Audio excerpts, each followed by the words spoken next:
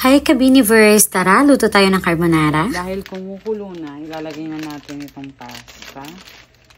So, ayan. Make sure ang ating pasta ay lalagyan natin ng kaunting asin. Ayan, asin. Ayan. Pero syempre, gagamit tayo ng canola oil. So, ayan. Kaprasong mantika lang, guys. Ayan, para lang dumulas siya. Okay. Then after that, pwede na natin isalin ito. So, para maging artistic, guys, sa pagsasalin nito, ganito ang gagawin niyo. Okay. So, yan. Ganyan. Sabay. O, diba? Hindi. Walay. Ayan, guys. So, yan. Pakuluin natin hanggang sa lumambot. Maghahanda na rin tayo ng bawang at ng sibuyas. Mas maliit na sibuyas, mas malasa. So, ayan. Ayan, guys. Nabalatan ko na yung bawang. Kaya naman, pwede na natin siyang ilagay dito. And then, so, ayan. Pwede na natin sinugod. So, ito na nga, guys. Ang pinaka-hate kong gawin ay ang magbalat at magkayat ng sibuyas. Kasi, alam nyo na, iyakin ako. Ayan, kailangan magayat muna natin siya ng pino. Nagkaroon ako ng interest na magluto. It's because of Tita Maylene. Kasi, that was the first time I tasted carbonara. And, ang sarap. Malinamnam. Ewan ko lang sa luto ko. Pero so far naman, sa mga luto ko ay pwede nang pagtiisan. So, ayan. Magkaya tayo ng sibuyas nang hindi umiiyak. Ayan. This time, guys, paano ba natin malalaman kung luto na ba ang ating pasta? So, ayan. Medyo matigas pa siya ng kaunti. Pero parang all goods na. Isa pa.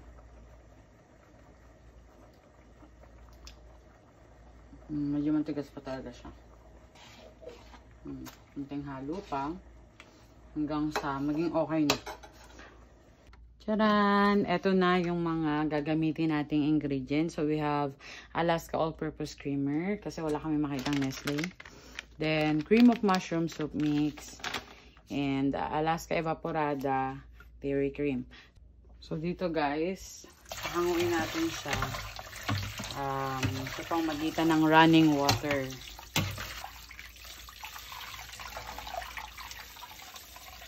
Palakin natin siya. Sanin natin tong cream of mushroom soup mix. At lagyan natin dito. So, ito po siya guys. Ganyan po ang itsura niya. So, nakikita ninyo. Through the universal solvent. What is the universal solvent? It's water. Ang hindi ko na lang nagagawa ay ang paggagayat na ito. Pagpatong-patungin nyo na. So, ayan. Ayan na lang siya i-align. Ayan. Medyo malaki yung isa. Medyo tangkad. Okay guys, arat na. Start na. So, una, binuksan ko muna itong kawali. Binuksan ko yung gas stove. Ayan, medium lang yung volume ng heat. Once na mainit na siya, yung ating kawali, pwede na nating ilagay itong dairy cream. Ayan, para malaman nyo kung talagang mainit na siya. Kaunting tubig, hindi na kapo. Okay na, then hinaan pa rin natin. Ayan. Pwede natin ilagay itong butter. Sayang guys, ang mahal ng mga ngayon ingredients, kaya kailangan natin sairin, simutin para walang nasasayang. Ayan guys, medyo na-dissolve na. So, bawang. Okay. Optional lang din to, may mga nagluluto ng carbonara na hindi nila nilalagyan ng bawang. Ayan guys, para makikita natin kung talagang luto na yung bawang. Ayan. Ganyanin nyo lang. Okay? So, golden brown na siya. Kita nyo naman. Then after that, sunod na natin ang sibuyas. Lagi silang magkakambay. Magkasama pala. Okay? So, pwede natin hinaan yung apoy para hindi masunog ng sobra. That, pwede na natin isama itong ham. Kailangan maluto yung ham. Saglit lang naman yan maluto. So, prito natin yung ham. Ang nakalimutan kong gawin ay ang gayatin ang mushroom. So, habang nagagayat, piniprito ko tong ham. Ilang sandali na lang ay maluluto na ang ham. So, kailangan kong magmadali sa paggayat ng mushroom. Kunti na lang naman sila. Pero masarap namang kinakain ng buo yung mushroom. Yun nga lang, hindi siya akma sa niluluto natin dahil ang niluluto natin ay carbonara. Alam nyo guys, pwede rin nating ilagay itong mushroom sa spaghetti. So, kanya lang ng diskarte. So, ayan. Ito na to. So, multitasking po tayo, guys. Kailangan sa pagluluto, ikaw ay mabilis mag-isip, mabilis kumilos. Kasi pag hindi ka mabilis kumilos, naku, papalpak ang iyong niluluto. Dapat ikaw ay marunong mag-multitask. So, yan. And then, eto na ang mushroom. Pwede na nating ilagay dito sa ating, sige, i-zoom na lang. Ayan, sa ating niluluto. So, ayan na yan siya, guys. Kanina nahugasan ko na yan para at least hindi maalat yung ating niluluto. So, yun. Laging pag kinakain, kailangan hugasan. So, ayan, haluin lang natin siya, guys. And then, so, ayan, guys, pwede na natin ilagay dito yung, ito, all-purpose creamer. So, ito na, guys. Pwede na natin siyang ilagay. Then, don't forget na haluin. Ayan.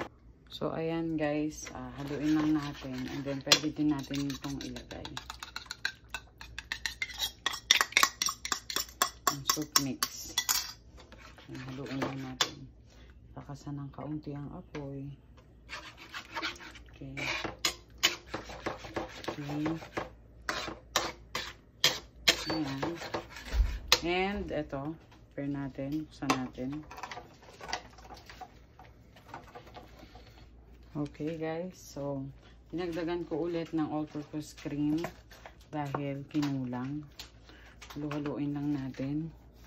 And then ilalagay na natin ang evaporada. Halo. So habang nilalagay dapat hinahalo. And then konting asin. Haluin natin. Ay putik sila. Then of course paminta.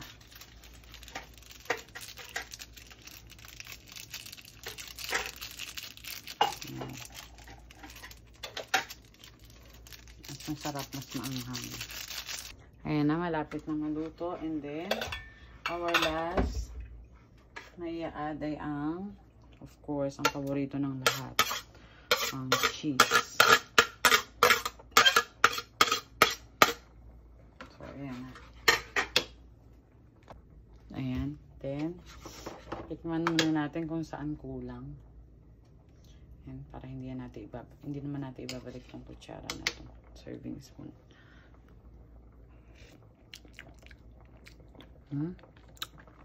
Malat-alat siya.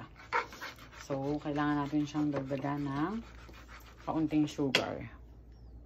So, ayan, pinches na lang gagawin natin sa sugar. Para hindi super mapatamis.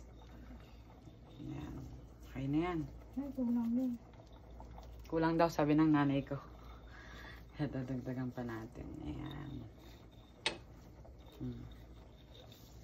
Diba? Okay. Then, halo-halo. Okay. So, ito yung may sugar na. Tikman muna natin kung masarap.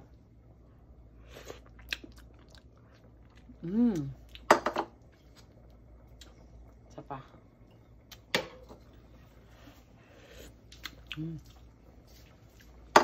Harap. Harap. Okay. Final taste.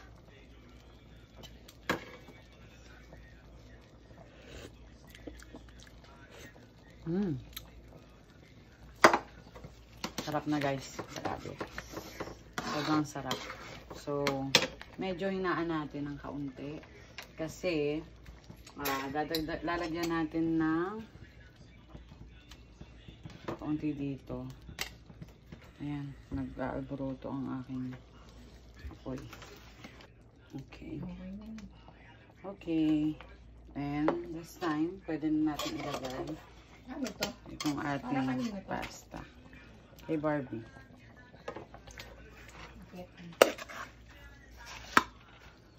Barbie kasi hindi kumakain ng pasta. Ay, ng carbonara. So, pasta lang siya.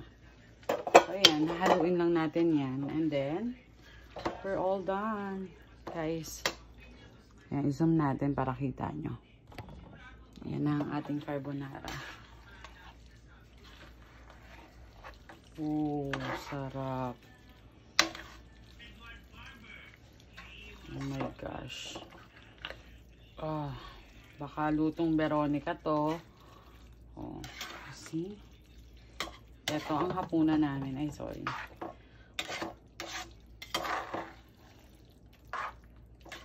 Ito na, guys.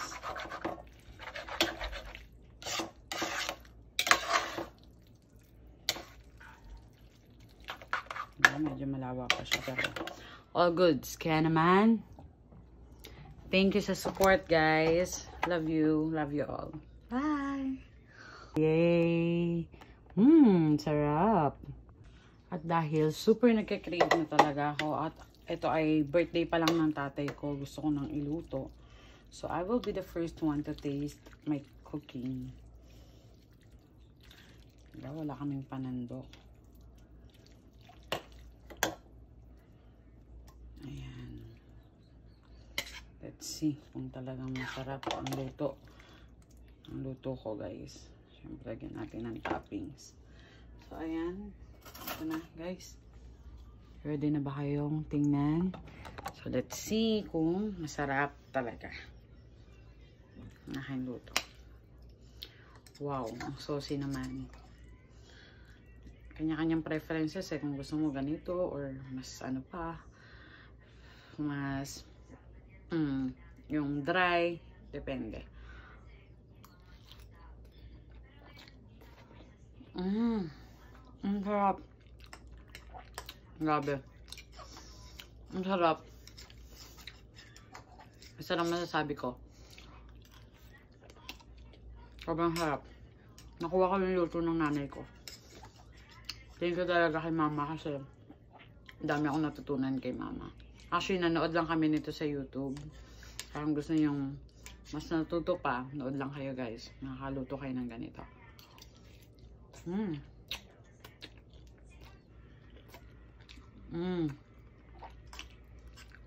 Sobrang sarap and napakamalinamnam guys. Yan guys, kita nyo yan?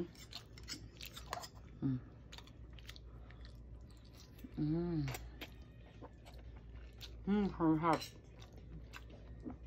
Favorite ko ang mushroom. Sarap guys. Ang hinintay nyo dyan, magluto na kayo dyan sa bahay nyo.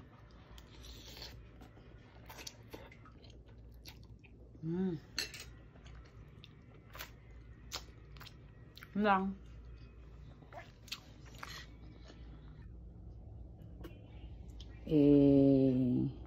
Guys, hindi pa rin ako makapaniwala. Sobrang sarap.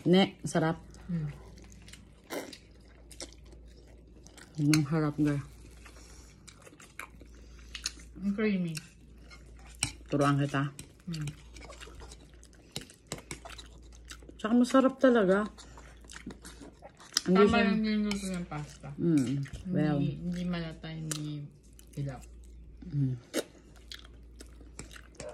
May nam-nam. Sarap guys. Super.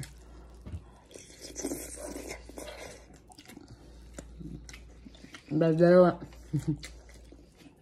Dalawa lang kami sa bahay kumakain nito. Hindi namin alam paano mauubos yun. Super sarap. Sarap.